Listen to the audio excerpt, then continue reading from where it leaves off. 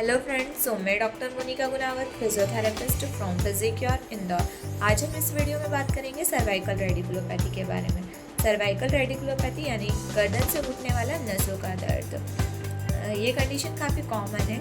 इस परेशानी में गर्दन से जो नस निकलकर बाजुओं तक जाती है, उसमें दबाव आने की वजह से ये दर्द या तो हमें गर्दन में महसूस होता है या बाजुओं में महसूस होता है, या फिर दोनों जगह भी हो सकता है।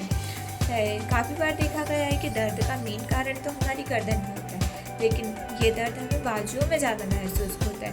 दर्द के साथ साथ झुंझुनाहट, सुन्नपन या कमजोरी भी महसूस हो सकती है। तो ज़रूरी है कि हम इस बीमारी के बारे में ठीक से जानें ताकि इसका इलाज हम सही समय पर करवा सकें। तो इस बीमारी को जानने से पहले हम गर्दन की बनावट को समझेंगे। हमारी गर्दन 7 हड्डियों से मिलकर बनी होती है।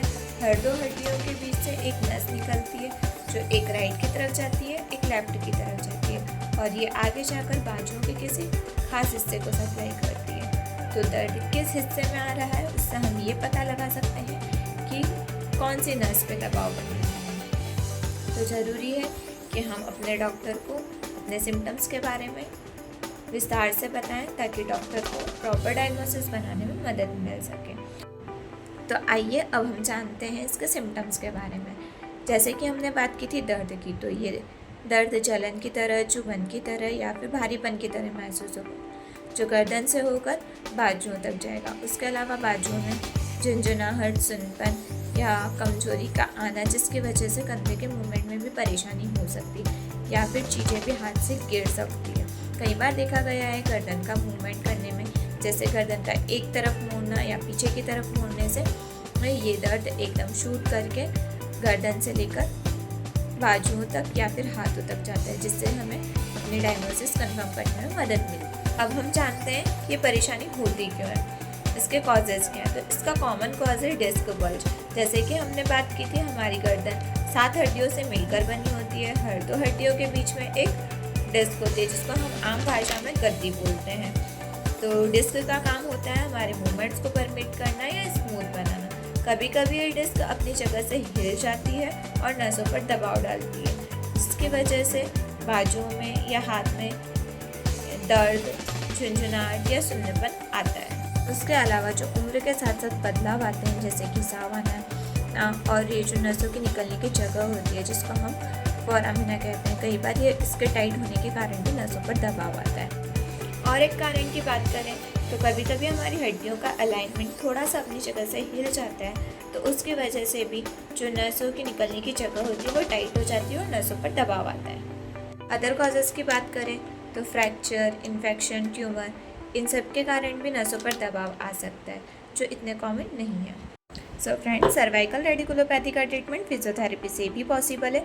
फिजियोथेरेपी ट्रीटमेंट में हम इनिशियल स्टेज में कुछ मॉडलिटीज़ का यूज़ करते हैं, जिससे हम उस एरिया का ब्लड सप्लाई बढ़ाते हैं, जिससे हमें दर्द कम करने में मदद मिलती है। सेकेंड, हम एक्सरसाइज प्रोग्राम पर आते हैं। एक्सरसाइज में फर्स्ट एक्सरसाइज होती है free range of motion exercises, जिसमें हम पेशेंट को बोलते हैं नेक के फ्री मूवमेंट्स करने के लिए, like side to side bending, up and down movement and side rotation.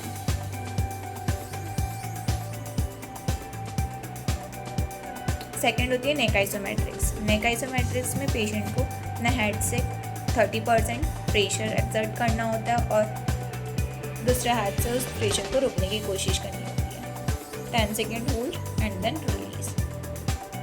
Third होता है स्ट्रेचिंग। स्ट्रेचिंग में हम पेशेंट को बोलते हैं एक हाथ पीछे की तरफ ले जाने के लिए और नेक को साइड में बेंड करने के लिए, एंड देन हल्का सा प्रेशर लगाएंगे।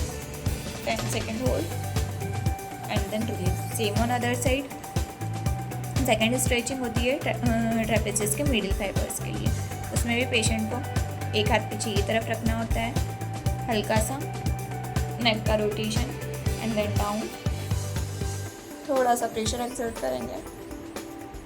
10 second hold and then release.